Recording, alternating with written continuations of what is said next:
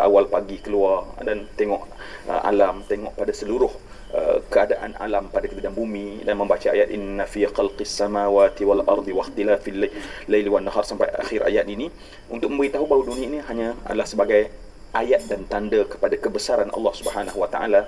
Dan saya kira ya, kesedaran yang macam ni yang ada pada para penonton dan saya semua dan diri saya akan menjadikan insya-Allah kita akan lihat alam ini adalah dengan pandangan akidah. Itu yang intro yang saya kira Ustaz Roslan sebutkan. Balik kepada soal akidah. Balik kepada soal akidah, maknanya Allah sebagai tanda-tandanya. Adakah tanda buruk ini yang aku nak berikan tentang Allah Subhanahu wa taala? Jawapannya tidak sama sekali.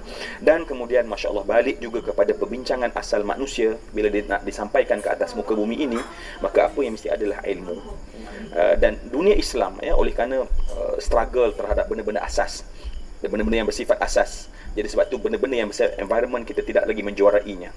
Ini masanya. Ya, saya kira ini masanya para cerdik pandai ya, dalam bidang mereka masing-masing untuk terus mengkaji menggunakan ayat-ayat Allah, menggunakan ruh hamba, menggunakan ruh sebagai khadim, maka perbincangannya akan lebih dihayati dan dijiwai berbanding dengan hanya perbincangan alam adalah material dan benda semata-mata, berbanding dengan orang yang ada iman, orang yang ada kesedaran, balik seperti tradisi ulama Islam. Pemahaman daripada orang kata virus sekular tu yang menjadikan dia berfikir begitu ya.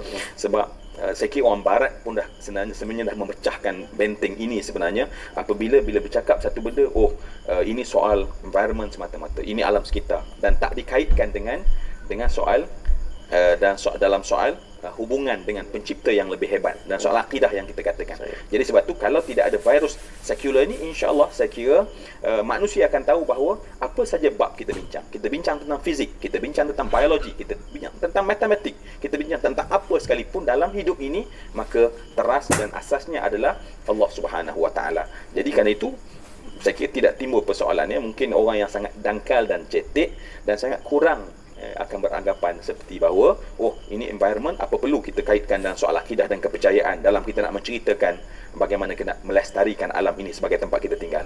Dan dengan ilmu satu masa dahulu, maka seluruh ilmu ini berkembang. Kemudian setelah pada ketika itu ada dalam diri mereka akidah, dalam diri mereka kenal Allah Subhanahu wa taala, dan akhirnya masya-Allah baliklah ya, kita menyebut alhamdulillahi rabbil alamin berulang-ulang kali, bukan satu ungkapan kosong, tetapi ungkapan yang menunjukkan bahawa kita dekat dengan alam, tetapi dekat dengan alam sebagai tanda kepada adanya Allah Subhanahu wa taala, dan seluruh ini adalah perkara yang kita lalui dalam tempoh sebentar. Sebab bumi ini sayang mana pun kita terhadapnya, kita akan pergi ke alam lain dan kita akan bermusafir, dan permusafiran kita akan diteruskan. Apa yang kita nak tinggalkan untuk anak kita, cucu kita, kebaikan yang boleh kita berikan bersifatnya adalah jariah dan berterusan insya-Allah.